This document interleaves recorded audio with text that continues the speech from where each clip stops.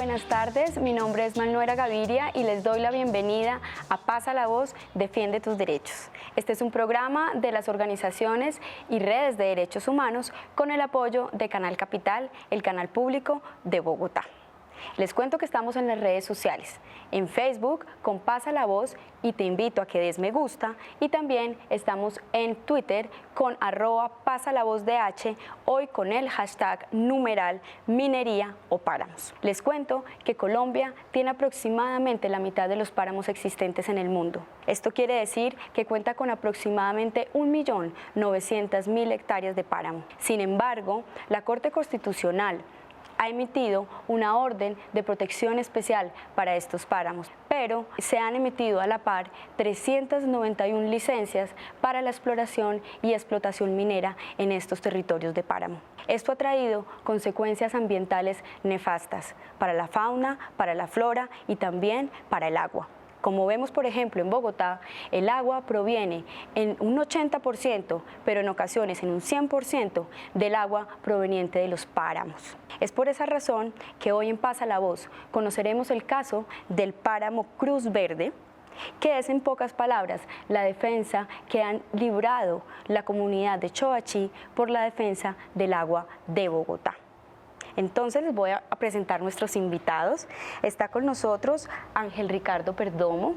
Él es líder del Comité de Defensa del Páramo Cruz Verde de Choachí. Bienvenido, Ángel Ricardo.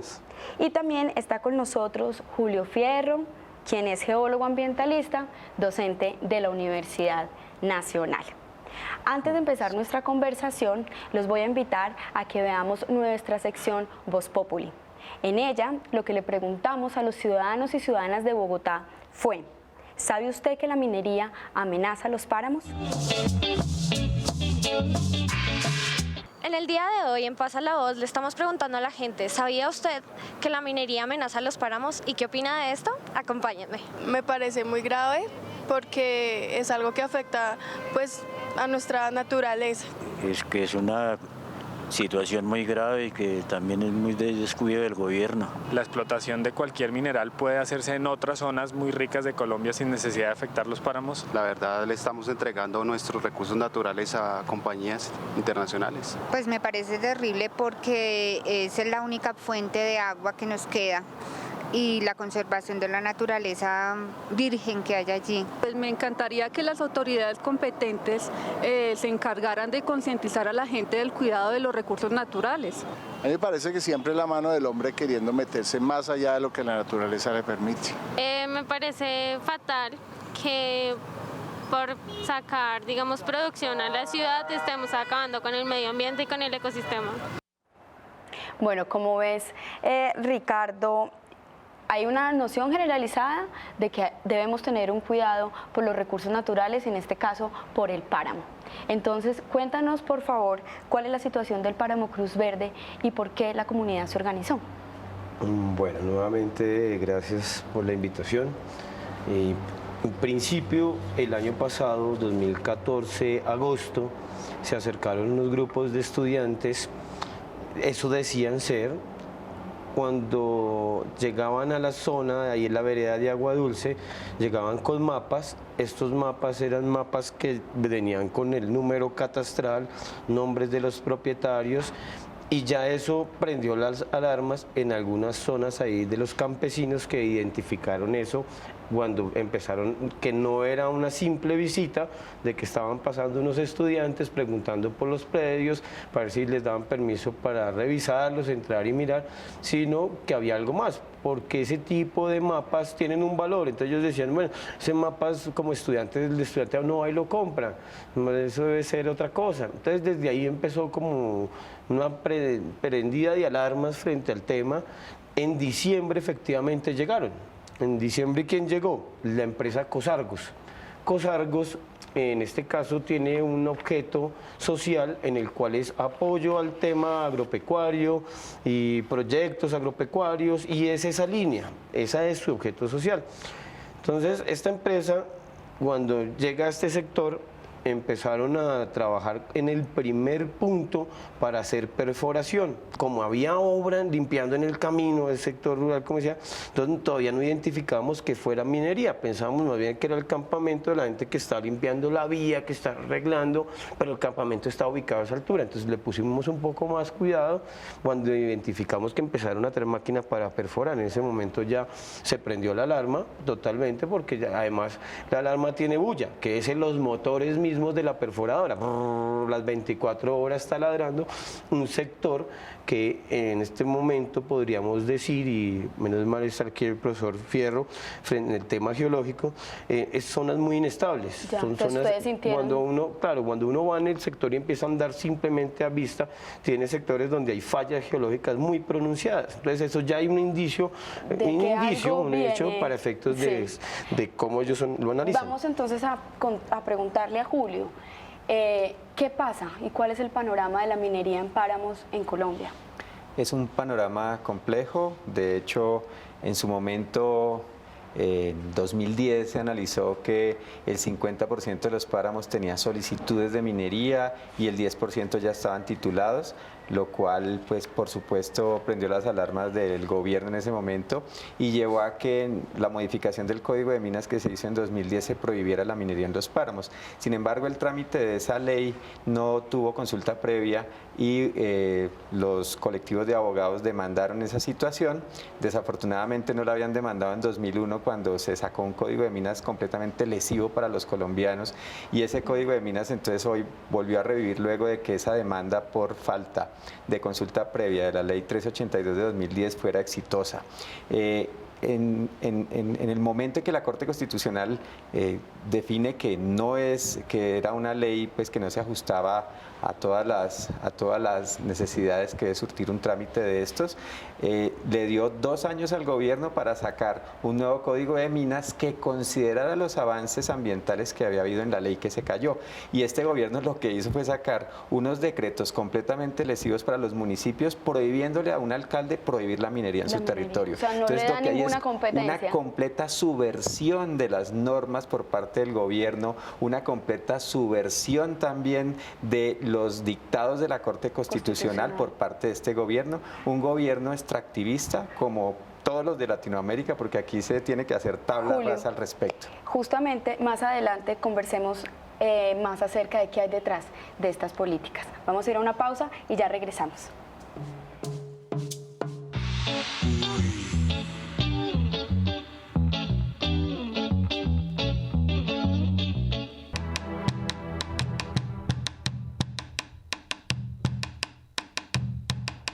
Regresamos a Pasa la Voz y quiero invitarlos a que veamos las denuncias de campesinos sobre la situación de algunos páramos en Cundinamarca y en Boyacá.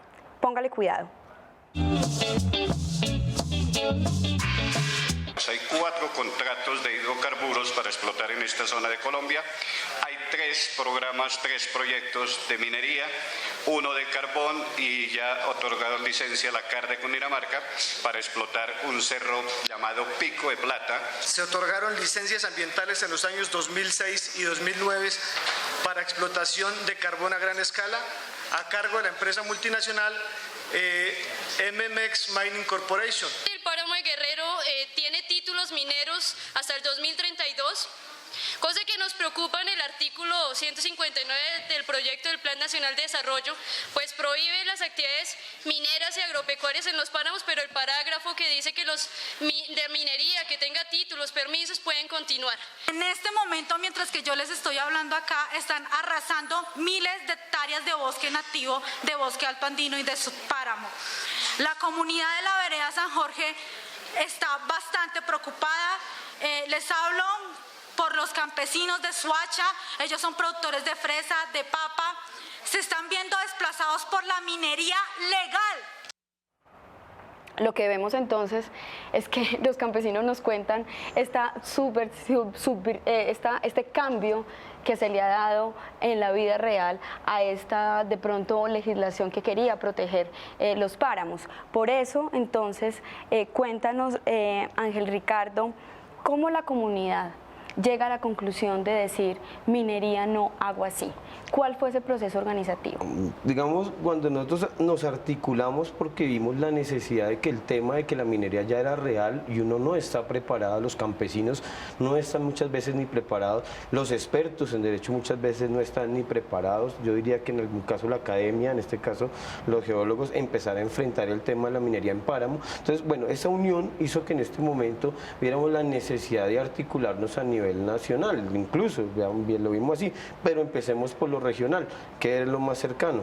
Entonces, además de empezar con las veredas, fue bajar a Choachí y advertir esta situación. Se hicieron unas reuniones, esto ha terminado en unas veedurías que han ido a sensibilizar en los mismos, digamos, juntas de acción comunal, reuniendo las comunidades, articularnos, en este caso, por eso el grupo, digamos, ahí, Red Tejiendo Páramos, ha estado, digamos, uno de los procesos donde nos involucramos, fuimos nosotros los que hemos querido involucrar al tema de la 6ª conferencia de páramos.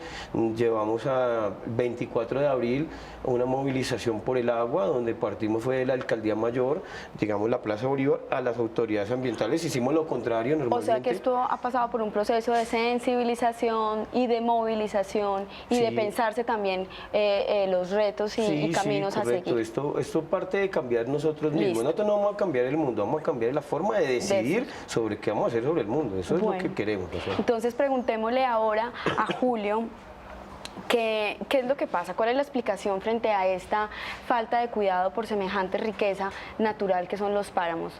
¿Hay un desconocimiento del Estado frente a la importancia de esta riqueza o qué intereses hay detrás? Hay negligencia. En un modelo de desarrollo extractivista lo que importa son las rentas rápidas, los pasivos ambientales, las personas, el ecosistema no tienen ninguna importancia. Estos gobiernos, todos lo que quieren son esas rentas y van a pasar por encima de estos derechos colectivos. Los derechos ambientales son derechos colectivos que están en conexidad con derechos fundamentales como el derecho a la salud y el derecho a la vida. A la vida. Julio, una pregunta ahí, porque estudiando un poco sobre el tema, es muy claro que si uno echa cuentas, como se dice en términos comunes, la minería no le deja mucha riqueza al Estado colombiano y tampoco esa riqueza se distribuye en su población. Cuéntanos un poco acerca de esto. ¿Realmente no se genera una cadena? No se genera. No hay un solo estudio serio e independiente de costo-beneficio para ningún proyecto minero en el país. Y los datos que se tienen, que generaron Rudas y Spitia y que están en los libros que publicó la Contraloría sobre minería en Colombia, demuestran que por cada 100 pesos que recibimos de rentas en minería, devolvemos o dejamos de cobrar 136. Y eso ahí no están las tristezas, no están las preocupaciones de los campesinos, no están las molestias, no está el agua contaminada. Cuando todos estos valores económicos, los que sean posibles de cuantificar, porque la tristeza o los acuíferos no se pueden cuantificar económicamente. Cuando eso se pueda cuantificar, entonces el panorama va a ser aún peor. Yo estoy completamente convencido que es en la resistencia que hacen las comunidades de sus territorios en donde está la respuesta a qué es lo que debemos hacer, porque la respuesta de las instituciones en Colombia es absolutamente contraria a su misión. Y es que están cooptadas en buena parte por los intereses empresariales, así que los intereses ciudadanos, por supuesto, son el enemigo y son lo que hay que combatir. Aquí otra vez lo que tenemos es una completa subversión del deber ser del Estado en Colombia, de buena parte de ese Estado. Escúchame, te hago una acotación ahí. El tema sobre, digamos, también cómo se articula, digamos, si la ley por un lado no tiene en cuenta pues la jurisprudencia o los jueces tendrán que en ese momento también vía sus fallos equilibrar, ¿no? Entonces a mí me ha sorprendido últimamente por lo menos los fallos que ha venido dando el Consejo de Estado. Por ejemplo, suspender en este caso el decreto de regalito de Navidad como fue definido el decreto 2691 del 23 de diciembre del 2014. Entonces fue sorprendente un poco ver esa posición. Entonces estamos empezando a ver la primera Corte Verde en sus primeros inicios, hablando en eso. Estamos lejos de eso, pero por lo menos ya se ve algo. Bueno, se empiezan como a visualizar unos pequeños cambios que uno diría de una mayor sensibilización, Sí. Y también con el plan de desarrollo hay muchas críticas, unos dicen que ya es un plan verde, pero de fondo tampoco se ataca el problema fundamental. No solo no se ataca el problema fundamental, sino que se agudizan todas estas contradicciones.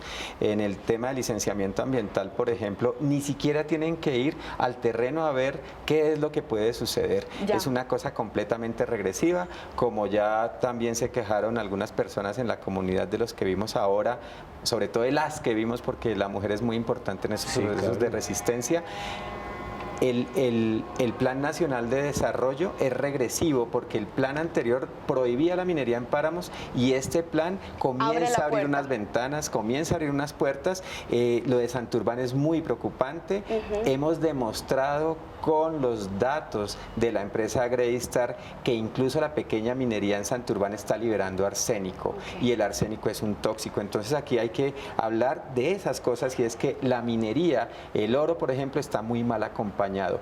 Cuando eso está ya enterradito, todo está en equilibrio, todo está quieto, pero cuando los seres humanos sacamos, comenzamos a generar unos desequilibrios y además no solamente esos espíritus malos como el arsénico se liberan, sino que además usamos también unos tóxicos como el cianuro, como el mercurio, y el mercurio está envenenando a buena parte de la población colombiana. Yo soy además una víctima de estos usos, yo tengo exceso de mercurio en mi cuerpo y quién sabe cuántos colombianos están sufriendo esas consecuencias. Sabemos ya que hay unos resultados preliminares de indígenas en el Amazonas muy contaminados. Vamos a ir entonces a una pausa y más adelante vemos y hablamos de pronto de los efectos que tiene también la minería. Vamos a una pausa y ya regresamos.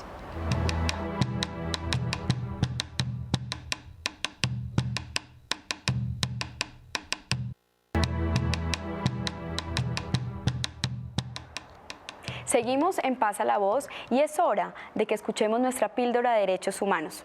Conoceremos en qué consisten los derechos colectivos y qué relación tienen con los páramos. Veamos. Los derechos colectivos son un conjunto especial de derechos que tienen que ver con titularidades que no son individuales, sino que son titularidades de grupos o colectivos. Fundamentalmente están consagrados entre los artículos 78 y 82 de la Constitución. Bueno, dentro de los derechos colectivos se destaca fundamentalmente el derecho al medio ambiente sano, y hay otro que está muy ligado a ese, que es el acceso a los servicios públicos, especialmente el agua. Por tanto, los derechos colectivos tienen que ver con la protección de ecosistemas estratégicos como los páramos en Colombia o como los humedales. Hay instrumentos internacionales que ha ratificado el Estado colombiano que son de obligatorio cumplimiento para la protección de estos ecosistemas estratégicos. Por ejemplo, se encuentra la Convención sobre Biodiversidad o la Convención Ramsar, que tiene que ver precisamente con la protección de humedales y de espejos de agua en el país. Son derechos que se protegen a través de las acciones populares y las acciones de grupo. Les recuerdo que estamos en las redes sociales, hoy en Twitter con el numeral Minería o Páramos. Ángel Ricardo, por favor, cuéntanos cuál es tu mensaje para los bogotanos y también para esas otras comunidades que están en resistencia frente a estos proyectos mineros en los páramos.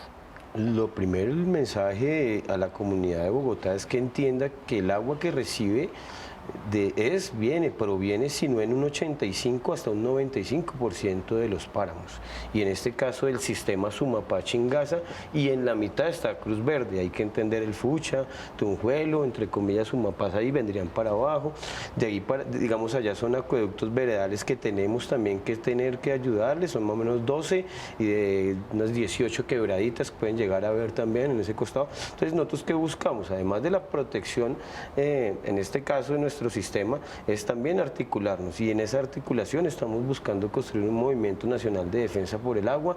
Sabemos que eso es incipiente en Colombia, que hay que adaptarse también un poco al calentamiento mismo, es una de las manifestaciones que ha hecho el profesor Chaus sobre el tema, pero sabemos que también tiene que ser con la participación de la comunidad. Si bien el agua tiene sus derechos, sus cauces y todo lo que podemos ver, por otro lado también la comunidad sigue teniendo los derechos. Entonces, y en este caso exigimos no solamente obviamente en mecanismos de participación, porque pues aquí no es la fórmula si la consulta o no, porque podrían ser hasta los cabildos abiertos, ya veríamos una fórmula para no más alargarnos en el tema, pero sí vemos la necesidad de esa articulación de todo el país, desde La Guajira hasta el Amazonas, por la necesidad de este tema, sobre todo por lo que ustedes mencionaron ahorita, lo último. A Colombia, ¿qué le está quedando? A nosotros no nos está quedando sino lo que al final, ya ni siquiera por asociación, porque nos niegan hasta el conocimiento, concesiones, se entregan la riqueza, se concede, no nos asociamos siquiera. Entonces ya es muy triste lo que al final nos está quedando. Si no concientizamos de que nosotros tenemos que reflexionar frente a la necesidad de, digamos, empoderarnos del territorio. Eso me parece fundamental en este momento. Muchas gracias, Julio. ¿Qué podemos hacer los ciudadanos en esta situación sabiendo que de fondo está jugándose nuestro derecho a la vida? Yo creo que desde las instancias en que cada uno se mueve hay una responsabilidad que asumir. Pero si la pregunta es para los ciudadanos que somos también del común, todos y cada uno de nosotros, yo creo que hay dos temas claves. Uno es que ante la andanada extractivista del gobierno nacional tenemos que elegir buenos alcaldes y buenos concejales, gente preocupada por la base natural que se le va a dejar al resto de los ciudadanos de hoy y de mañana. Y la otra cosa tiene que ver con cómo nos comportamos cada uno de nosotros como consumidores, y si tenemos que volver a hablar de austeridad y si tenemos que volver a hablar de continencia ante el consumo desaforado, yo creo que son temas de reflexión, porque finalmente si nosotros vamos a consumir desaforadamente vamos a estar dándole la razón a todos estos proyectos y a este modelo extractivista que genera todas estas tensiones, que genera todos estos daños ambientales y que de hecho quizá del modelo extractivista lo peor que hay y que compartimos todos como pasivo ambiental es el calentamiento global. Yo sí creo que estamos en crisis civilizatoria y que tenemos que preguntarnos cosas como personas. Hay un punto que me gustaría aclarar también, y es, se ha dicho, en un momento yo le oí un programa también con Margarita Pacheco, donde se ha dicho minería sí, pero no así. Entonces yo diría, cuando usted ha dicho que también la pequeña minería tiene vocación de grande, entonces a mí me parece de pronto un tema también a reflexionar de cómo, qué territorios definitivamente sí vamos a definir, cuál es la riqueza que hay. Sí. ¿Cuáles zonas de sacrificio? Sí, porque la minería genera un sacrificio, poblaciones sacrificadas, ecosistemas sacrificados. Necesitamos ciertas cosas, los materiales de construcción, las calizas, pero ¿por qué vamos a tener que buscarlas al páramo? ¿Por qué en las zonas periurbanas para arriesgar personas, etcétera? Estamos rompiendo por encima de los 1000 metros del nivel del mar. Bueno, yo les quiero agradecer su participación el día de hoy. Creo que a todos nos quedaron muchos elementos para reflexionar acerca de, bueno, cuál va a ser nuestro futuro en un país donde no estamos cuidando nuestros recursos naturales, o no solo nosotros simplemente, sino nuestros gobernantes, pero por eso es clave el llamado a ver a quién elegimos. Yo los espero el próximo jueves aquí a las 6:30 en Canal Capital. Por ahora los dejo con Cuál es su rollo. Los invito a que escuchen una canción que se llama Aguacero, a propósito de nuestro tema del agua. Es de Alfredo Díaz, de la comunidad de Sumapaz. Disfrútenla. Hasta pronto.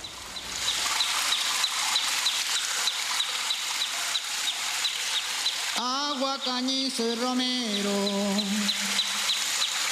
lo más hermoso que tiene el páramo entero, donde se burlan del águila, curiconejo y el pato lagunero.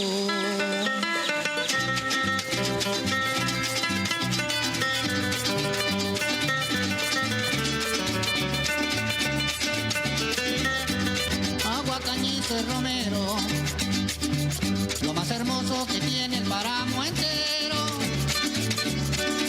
donde se burlan del águila, curiconejo y el pato lagunero. También la mirla canta, alegre canta porque ya llegó el invierno, silban las ninfas del agua, huyen de frío los ganados en el potrero.